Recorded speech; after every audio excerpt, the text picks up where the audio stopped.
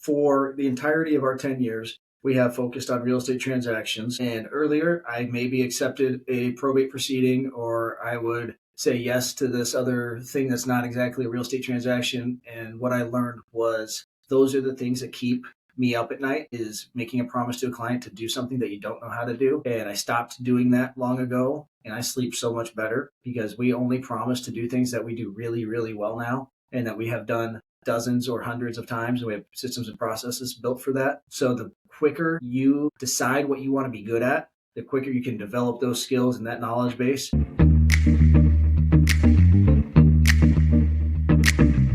Hi guys, welcome back to another episode of Digital Domination for Lawyers podcast. My name is Andy Mizrahi, and I am so happy to have Jeremy Danilson of Danilson Law Firm. He has a real estate law firm based out of Iowa with a specialty on technology, improving the customer experience. Hey, Jeremy. Hey, how are you? I'm good. Good to have you. So, Jeremy, tell me a little bit about yourself. Tell me a little about your firm and all that good stuff. Give us a little intro. Oh, goodness. I am 42, married with 2 kids in Iowa, and I've had the law firm now. We just celebrated our 10-year anniversary in March. And to look back on those 10 years on where we were when I first opened, and it was just me doing everything, to now we've grown. We've got a team of 6, and I actually have help and people that on my team that are better at the things than me. That's been a really fun learning curve, and probably just learning to ask for help. I continue to hopefully get better at that every day. So you're a real estate law firm. What kind of stuff do you do? Yeah, we focus only on real estate transactional work. So helping people buy and sell property, whether it's residential, commercial, or just bare land, really focusing. The more we've niched down, the busier we've gotten. So high volume abstract review, closings, seller representation, purchase agreements, anything that supports the sale of a property, we can be involved in, help people in. How's the real estate scene in Iowa these days? I can tell you because right now I'm in New Jersey. I'm going back and forth to New York, but I'm in New Jersey, and the area here is kind of upside down. The world is crazy. So is it crazy by you? Crazy busy. We keep getting busier and busier. Even in the high interest rate world of now, and even the last couple of years, we've stayed busy, and I feel very blessed to be able to say that as somebody who's self-employed and owns their own practice. But I think part of that is, again, niching down and doing hopefully one thing really, really well. The community begins to know what you're good at and knows what to send you. So, but yeah, things are still really busy here. I think we received 20 or some files just today, new orders today. And for a small team, that's a pretty good day. Wow. Awesome. I'm like in New York, New Jersey, there's a lot of houses here. In New York, there's buildings. Like, is it like the housing market that's been different for you, like a big thing? Or is it like new businesses that, what kinds of things, like, I'm just so curious. Is it farms? I've never been to Iowa. Tell me, what is Iowa like? It's a little bit of both. I mean, we have a lot of the features of a bigger city without a lot of the headaches. So I can get anywhere in Des Moines in 20 minutes. But we have major concerts, venues for that. And we are a college sports town instead of a pro sports town. So Iowa State and Iowa get everybody's attention. I'm myself an Iowa State Cyclone fan. So just I've got all the luxury without a lot of the headaches. It's a really nice place to live, kind of an undiscovered gem. It sounds like it. And you don't even have like the whole farmer energy. There's no farmer in this. I am not a farmer. My dad was actually raised on a farm about 10 minutes from where I live now. And if you would have told, it's really funny. I live in the community in the school district that he grew up in, not at all intentional or on purpose, because I have left Iowa 4 or 5 times and come back every time. Iowa's got a little boomerang effect on me.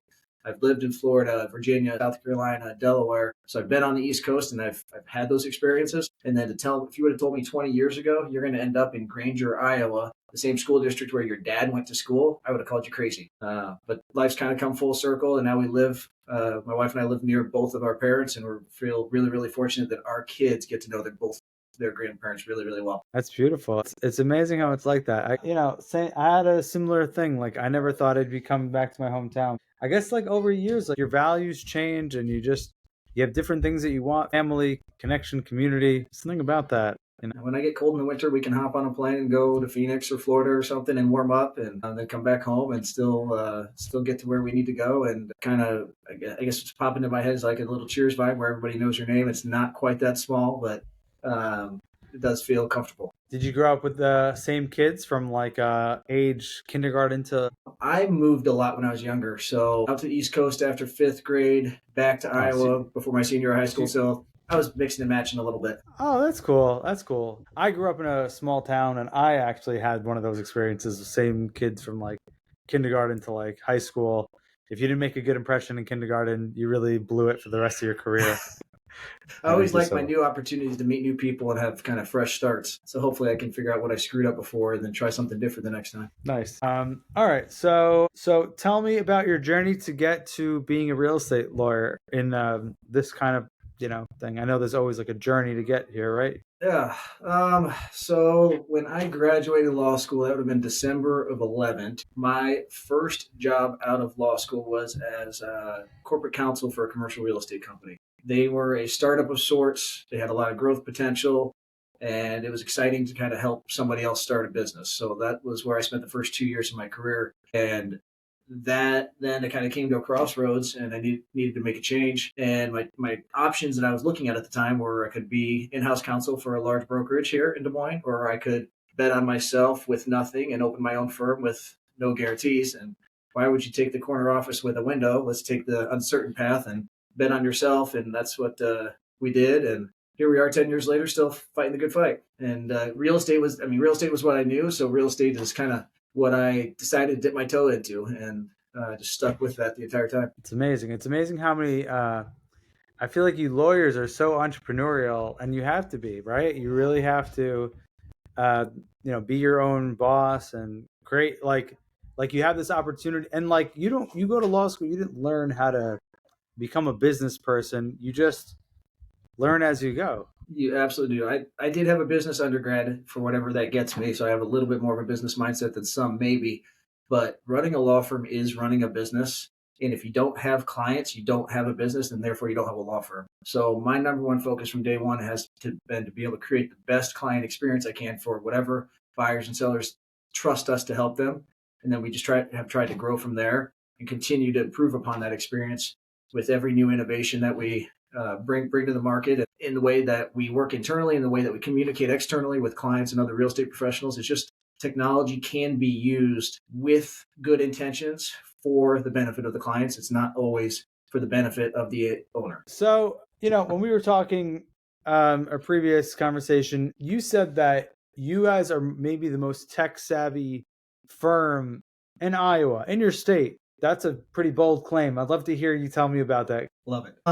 I have always been interested in efficiency and whatever technology was available at the time to allow my team to be more efficient. But here's the most important thing in a real estate transaction is communication. So if we can communicate effectively with our buyers and sellers, or the developers, or the lenders, or the real estate agents, there's so many different parties involved. If we communicate well, as opposed to a traditional real estate model that it takes 3 to 7 days for the attorney to get back to you, and they may or may not email, they may just call you out of the blue and expect you to know exactly what they're talking about. If you can communicate really well, you can have a successful real estate transaction. So that's been the focal point of our use of technology, whether it started years ago with Zapier and Make, or in today's crazy world of AI that's changing literally every single day.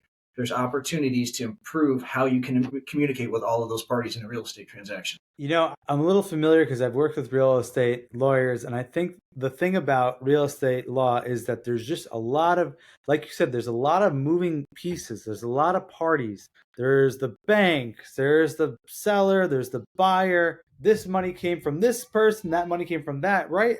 And one of the keys is like getting everybody on the same page, right? Mm-hmm. So that's like fundamental to what you're trying to do. Correct? Absolutely. Part of that, and then part of that is also staying in our silo. We don't try to do what the real estate agents and brokers do. We don't try to jump in the lender's world. We do what the real estate attorney piece is, and we try to do that really well and make sure that when our number is called, so to speak, when the coach calls us off the bench, we're ready to go, 100% ready. We've put in all the prep, and we can perform at our highest potential for the small piece of the transaction that they need us for. So we turn around title opinions within 24 hours of receiving the abstract every single time. That's our promise. And quite honestly, it's most of the time it's same day turnaround. And that can only happen because of the systems, processes, and technologies that we have in place to make my team's jobs easier to work, because we're not next to each other I guess I probably should have led with this. My entire team's remote. We've got 6 team members. I'm the only one in the office today. I've got an associate attorney who can work from home. My wife, Sarah, is a transaction coordinator, works from home. My paralegal, a senior paralegal, lives in Keosauqua, 3 hours away, and works from home. Junior paralegal lives in Argentina, and our tech VA works in the Philippines, and he works full time for us too. So the entire team is remote. And to turn around a paper-based real estate practice and to turn out those duties so quickly, you have to have good systems in place. That's so impressive. It's like you really just hacked the whole system. In this era where people are trying to get their team, like these big companies, like I think Google, maybe Facebook, they're trying to bring people back into the workforce. And you're like, no, it's cool. You guys stay there. Let's just do this in an efficient way. I don't care. Just let's be efficient. Let's be on the same page. And back to your core strength of communicating the right way. That's also communicating the right way with your team, right? Yeah, absolutely. This was always the dream to be remote. I'll be really honest. This might be the only good thing to have come out of COVID was that the external, right. So the clients or real estate professionals' expectation, they started to expect law firms or companies to be able to work this way. So yeah. I didn't have to teach the marketplace the way I thought I was going to have to, that this is what we wanted to do. That was kind of taken care of for me. But in the same sense, then it wasn't a competitive advantage any longer because everybody had to learn how to do it. So that made me continue to want to push the envelope, continue to look for ways to improve that customer experience and the way we communicate. So we have to continue to innovate no matter what that looks like. Nice. Yeah, it's interesting how much the world shifted from COVID, and it's like we wanted to work from home anyway, so thank you for that. And even I've found that by expanding our hiring pool to the entire world, I can truly get the best talent for my team. And what that means is we hire only based upon core values. Brilliant. Right over there in my top right in the corner. Our core values are always be humble and kind, be intentional in everything you do, and always tell the truth. And if I hire team members that exude those 3 core values, I know they're going to be a good fit. The team we have of 6 right now performs like a team of 12 because we interplay so well together, and they trust me and I trust them, and we enjoy what we do on a daily basis and working together because of the core values. They really everyone shines through those core values. That's beautiful and like amazing how you have your values. They're so simple and you get everybody on the same team. And I love how you said you're just getting the best talent possible, not just the best talent in town. And especially because you're in Iowa, which, no disrespect, but as you said it yourself, it's a small town. It could be a small town and it's not a big city, and you're just getting the best talent you could one guy's in Argentina, right? Yeah, Candela, she's fantastic. And half the year she lives in Denmark, I think. So amazing. There's 3 million people in Iowa, and a lot of them are probably wonderful people, and they might even match our core values. But if I limited myself to only those people who could come in person in the office here in Johnston, Iowa, suburb of Des Moines, and met our core values, it'd be really, really hard or really, really expensive to find those kind of fits if I limited my pool to such a geographic small circle. I love that. What a brilliant business statement you just said. I love what you just said. Every business owner should learn from that. Like, it's not just about who is in your town, because that's expensive and inefficient. It's crazy. I see this happen all the time. I don't want to get into examples because I have specifics and I'm going to go into a weird tangent with it. But no, really, it's like, I'll go into a tiny example. My mom has a brand. She has a small business, and because she was so reliant on hiring somebody in town, this one person in town was A, more expensive, and B, not worldly. Only like, oh, maybe we can give it to just finding solutions in this small town. It's like that doesn't work on a global scale. We have to find ways to be more universal and global and speak other languages to other people and stuff. So love it. So what technology are you using to keep you guys all on the same page? Is there software that you use that you like? Biggest shift for the first 9 years of the firm, maybe 9.5, we used one specific CRM, and we just finally switched as of November to HubSpot, actually, for our firm. We have always wanted to use a industry agnostic CRM. I didn't want to use a law practice management tool because we run a business. The law firm is a business, so we wanted a CRM that was built for running a business. And I felt like the functionality of these larger CRMs gave us a lot more flexibility to do what we wanted to do than some law specific tool. So where possible, I'm using industry agnostic tools where as much as we can, and then they have to integrate well with other tools. They have to speak to other tools so that my team doesn't have to duplicate data entry, and we can automate communication between those different tools. So whether it's HubSpot and using Make primarily over Zapier, because Make's got a lot more flexibility, Make.com from an automation standpoint. We use Google Workspace that integrates really well with a lot of different tools, but we've only begun to scratch the surface with HubSpot, and what it's allowed the team to do is see so much more real-time data and useful information that just it rises to the surface of the platform, that they can act and interact together so much more quickly and confidently than we've ever been able to before. Wow. So it's like Joe from, what was her name in Argentina again? Just to give me an example. Candela from Argentina says, this needs to get done. Joe in North Iowa says, I will get it done. And then he gives it to somebody, then it gives, like, it's like that cycle of work. Absolutely. So the handoffs are seamless and happen over whether it's over the CRM or Google Chat, and the communication is like the person sitting right next door to me or across the table. We don't work any different. We have daily team huddles, so we see each other and talk to each other every day at 9 a.m. to understand and to ask for help, to make sure that some of those casual conversations that might occur in an office, to where you can see if someone's struggling on something, we have an opportunity to tell the team together, face to face, hey, I need help on this, and then problems get solved so much faster because of that interaction. That's awesome. And your main form of communicating with each other, I mean, so you have your G-Chat to message each other, you have your daily huddles using Google Workspace, and HubSpot is how you get these tasks done. You hand tasks off back and forth to each other is through HubSpot. Absolutely. And if there's comments on, like if I get a call from a client, if I need to put notes in a file to go on the HubSpot deal, and then the whole team can see that. So if they get an email on a file, it connects to the deal, the tasks, the notes, et cetera. So they can see everything that's occurred on one transaction without having to get a summary from me. And then AI just escalates that ability to process and summarize all that data so much faster. I mean, the possibilities are endless with what we can do if you use AI well, and it can be a really powerful, fantastic tool. It also can be really dangerous and terrible for you if you don't learn how to use it well. And I've got examples of that as well. It's wild. I think everyone is using AI in their own industry, in their own way, and it's blowing everyone's mind in a completely different way. Like, you're recording your calls, it's transcribing it automatically and giving the summary to your team. What? That's so insane. Powerful.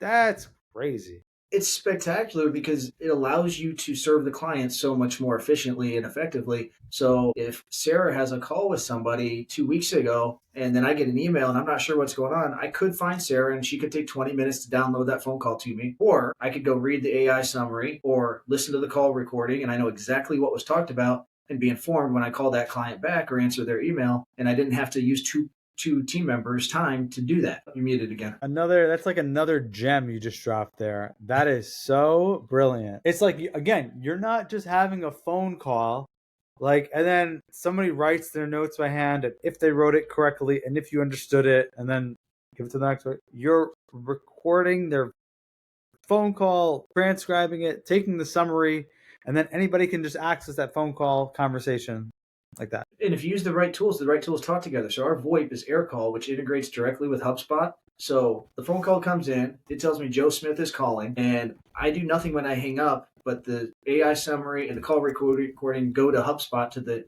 deal record and the contact record automatically. So it's just there. Do you know how bad I used to be at taking notes from my phone calls? I may take notes, but they might be on a yellow legal pad somewhere at the office, and I go home and I'm like, oh crap, where did those notes go when I need to type them into the CRM? I don't have to type them in the CRM anymore. My team doesn't have to nag me to put notes in.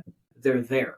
And if I want to add something, I can add a quick sentence or something because to draw out something to focus on, but it helps us be better, which then, again, it's about being better in service to the client. That is 100% correct. I think that totally summarizes how I use AI also. Just how do I better serve the client faster, right? How do I help the client? And the other side is also, that it is dangerous. It 100% is if you're not familiar with what AI can do. Yeah, I heard a quote the other day. Someone's got a yellow sticky note on their computer that says, "How can AI help me do this?" And I think we've probably all heard this quote if we pay attention to technology as law firm owners is AI is not necessarily going to replace all lawyers, but the firms that use AI are absolutely going to run past the firms that don't. So learn how to use it, learn how to use it well, you learn how to use it safely for the benefit of your team and your clients, and it is a super powerful tool. If you're lazy about it, it is going to be really, really obvious you're using AI, and you're going to put out a worse work product in whatever areas you're using it. But if you're intentional in how you use it, one of those core values above my shoulder, it can be really awesome. Awesome. It's love that. So well said. Okay. So now we spoke about technology. You spoke a little bit about mindset. Tell me a little bit of how mindset affects everything that we do as owners. What does that mean? I've been on a little bit of a journey, I'd say the last 3 to 5 years, reading different personal development books and listening to podcasts. I'm 42 now, so I'd say that journey started when I was 37, we'll say 5 years ago. And what I have learned and soaked up is that there's a lot of noise in the world. But if you can focus on the good things going on around you through a gratitude practice, you can learn how to manage the stressors when they occur. For me, that's through breath work, which I absolutely would have said sounds hooky 5 years ago. And now my 8-year-old loves to do it with me on the deck at night before bed, because we go out there, we put a little music on, and we do breath work together. If you can learn how to manage the stressors, you can learn how to focus on the positive, and you set realistic goals and action plans of how you're going to get there, and you try to get a little bit better every day instead of trying to do a big thing one day and then be lazy the next 3 weeks. Just make a little bit of progress. When I look back over my shoulder, whether it's a year or 2 or 3 years ago, how far I've come as both a business owner, a husband, and a father is all because of that focus on mindset and personal development. I don't think we can be effective law firm owners if the law firm owner isn't healthy first. And that's mentally, physically, and emotionally. You're still muted. Oh, and I pushed the unmute button so well. I maybe double pressed it. I love that. I'm 37. I got 2 little ones. I got another one on the way. And I'm starting to think a lot about the mindset, about life, also how when you're in your early 20s, I don't know if you felt like you're just running and chasing and you want to be this like lone genius in a room and then create something brilliant. And now I feel like for me, it's to add to what you're saying, it's like slowing down a little bit, right? It's like not trying to kill yourself to be everything to everybody. Just like take a deep breath, let it all happen in its right time. There's a couple different angles, and I'm going to take the riskier angle with this. Sure.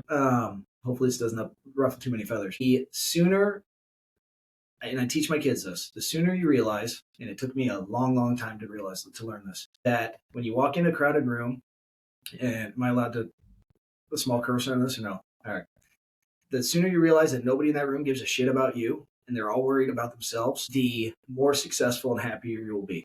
As soon as you learn that lesson, that everyone is so self-consumed about what's going on in their life that you can just focus on trying to be a little bit better, it's like this burden is lifted off your shoulders. And I didn't learn that till mid to high 30s. My boys can learn that, but by the time they're 18, they're going to be 2 decades ahead of me as far as their ability to be successful in this world. And that's my primary goal as a dad, is to help them understand the importance of mindset in whatever they choose to do.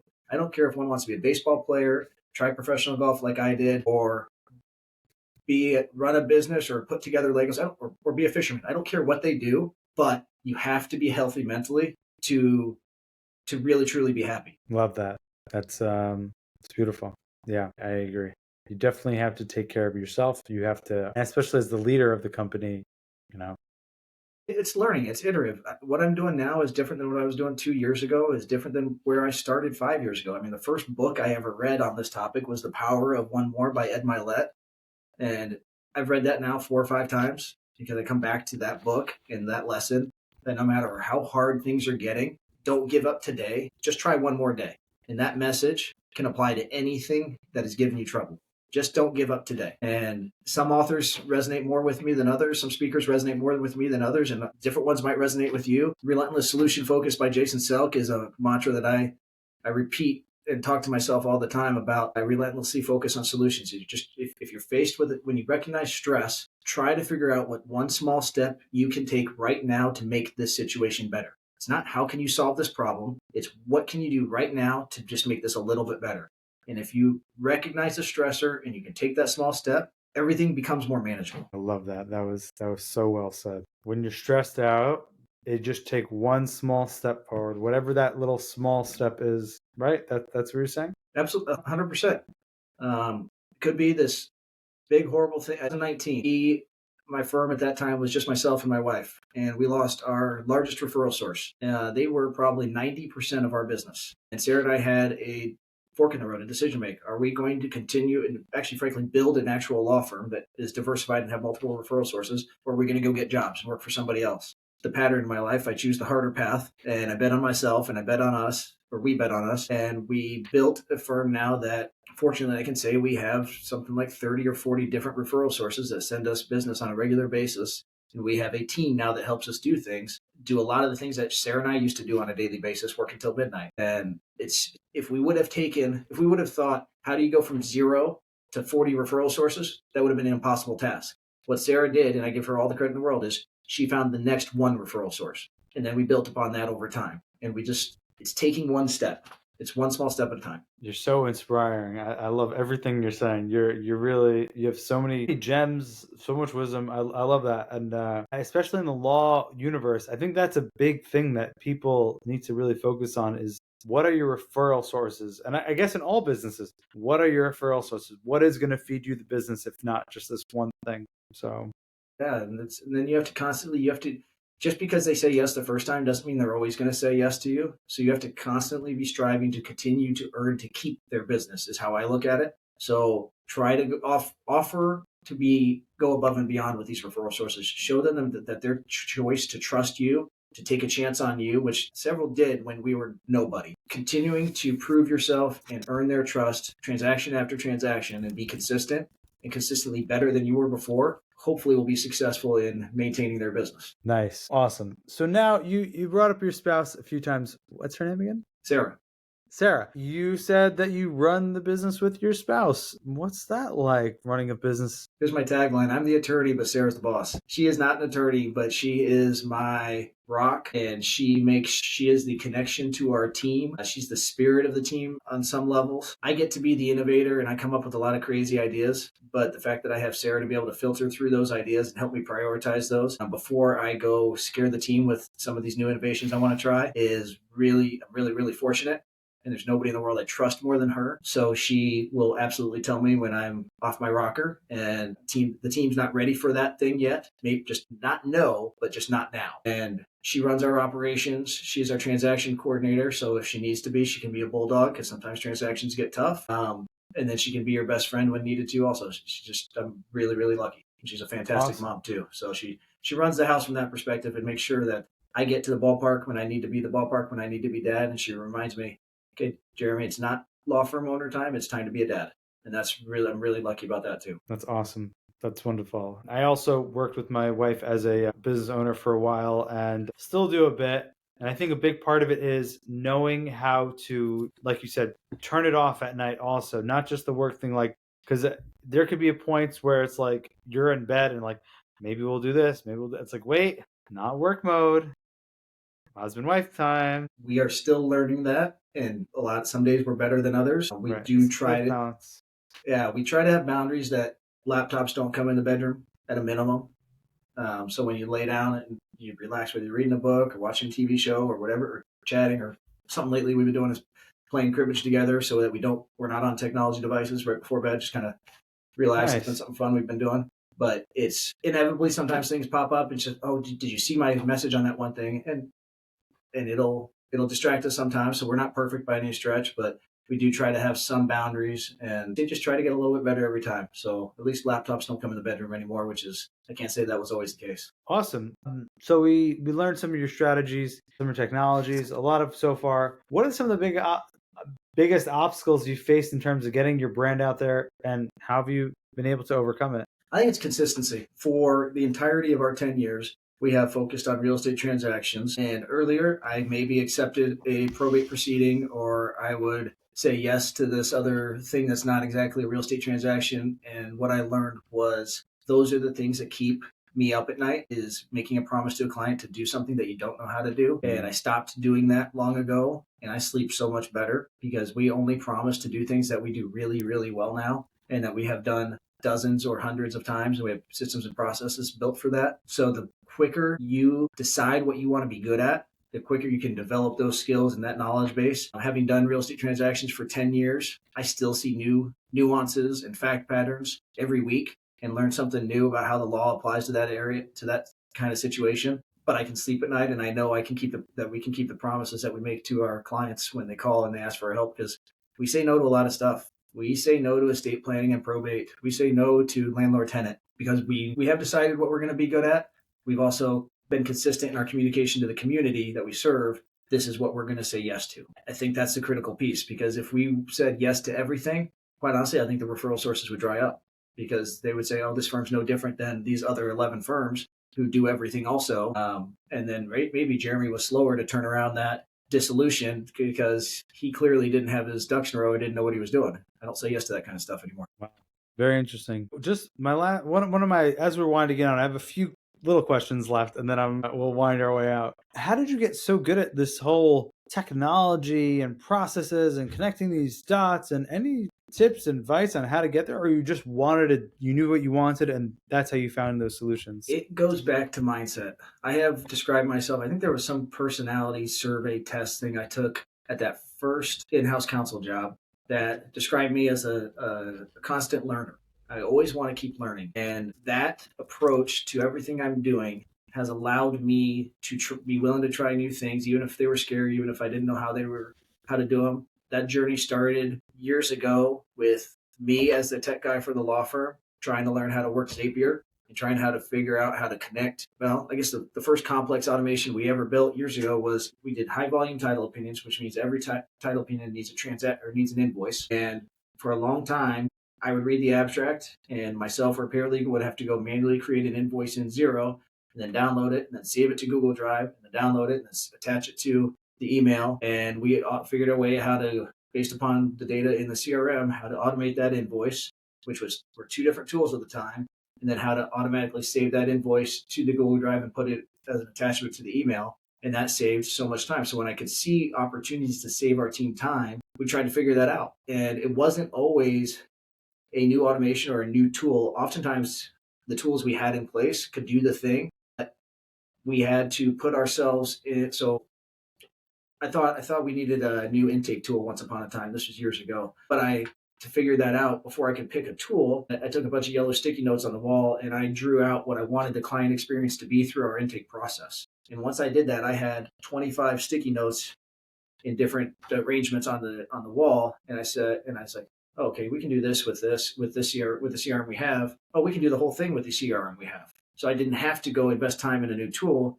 because I decided what I wanted the client journey through that part of the law firm serve process to be before even thinking about tools. So it's really important.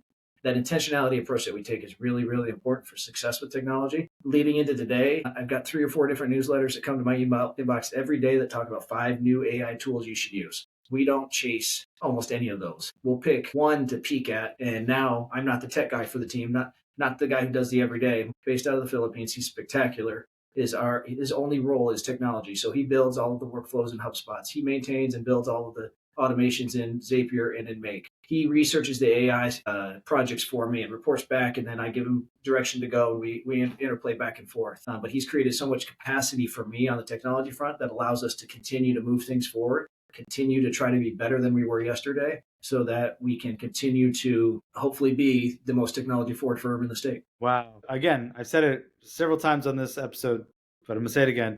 You have so many gems and so many really insightful ideas. You're crushing it, man. You're great. I appreciate that. That's really kind of you. Anything exciting coming up in the future you want to share with us? I would encourage people so my entire team's remote, and we're doing this on Zoom. When you have an opportunity to go in person to bar events, to meet your local attorneys, go in person to those bar events and meet those local attorneys.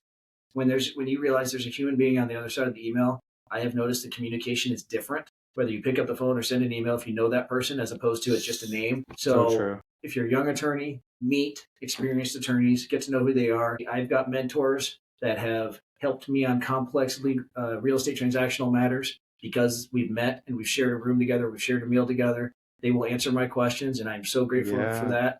When new tough things pop up, put yourself in uncomfortable situations. I'm giving a CLE on Friday about digital innovations in real estate transactions, and it's the fourth or fifth time I've done it. I never thought I'd be a public speaker, but I'm also not afraid. I'm also not afraid to share what we're doing, because I know the 8 or 10 different projects I've got on my to-do list. So if I share what we're currently doing, I hope that everybody on that CLE takes one thing from what we're doing and tries to figure that out. That's going to be my advice at the end. Nobody's going to be able to copy what I'm doing. Yeah. If they, and even if they do, the 10 projects that we've got in the queue, we're going to be a different firm in 6 months or 12 months than we are right now. So wow. It's called emptying the tank. Give all your advice away, and they can't copy you even if they tried. And if they do, then Iowans are served better. And that's all. That's great. There's enough transactions to feed the attorneys that do a good job. Love that. So I'm not afraid of that. All right, here's my last question. How do you define success? Professionally, personally, spiritually? What does success look like for you? I did not prepare for that question. Oh, gotcha. Got it. Success is happiness. Happiness is making progress. So there's another book, Gap in the Gain. The author is escaping me. I give this advice to my younger brother, to my kids. Do not measure yourself against others. Measure yourself against where you were previously. So if it's a year ago, or if it's last week, or if it's last month, make progress from where you were, and then you know you're making progress on the journey of whatever your destination is. Don't worry about the destination far in the future. If you want to be a 7-figure law firm, you can't do that overnight. What's this? It's taking small steps towards that goal and making sure you're always taking one step forward every day. And if I'm doing that and I'm recognizing that on a daily basis and giving myself credit for the things I do well, and recognizing the things that are good around me, because I think we said somewhere earlier, there's a lot of noise in the world. It'd be really, really easy to be negative, whether it was last year or this year. That's not a political statement. It'd be super easy to be negative at any point if you let yourself. It's a lot harder to always be positive and to always focus on the good. But if you force yourself to look around you, good things are happening all the time. And it's a whole lot easier to stay focused and keep taking that one step forward if you know and recognize those good things that are happening. Love that. That was awesome. All right. So how can we find you on the interwebs? Oh, good. Website's www.danilsonlaw.com. My email address, if anyone else wants to have a conversation, I'll shoot it out. Jeremy@danilsonlaw.com, Jeremy. I'd be happy to have a conversation, share what we're doing, schedule Zoom, just share ideas. And I know I am not the most forward-thinking technology guy in the entire world, so I'd love to learn from others as well. That's really how I've made a lot of this progress, is through some of these mastermind groups that exist and meeting with other forward-thinking attorneys across the country. That's it's been a big key to my success as well. Love that. Jeremy, thank you so much for jumping on with us. Guys, this was another episode of Digital Domination for Lawyers. This is Jeremy Danilson of Danilson Law Firm. Thank you again for having us. Thanks, Andy. I appreciate the invite. Had a good time.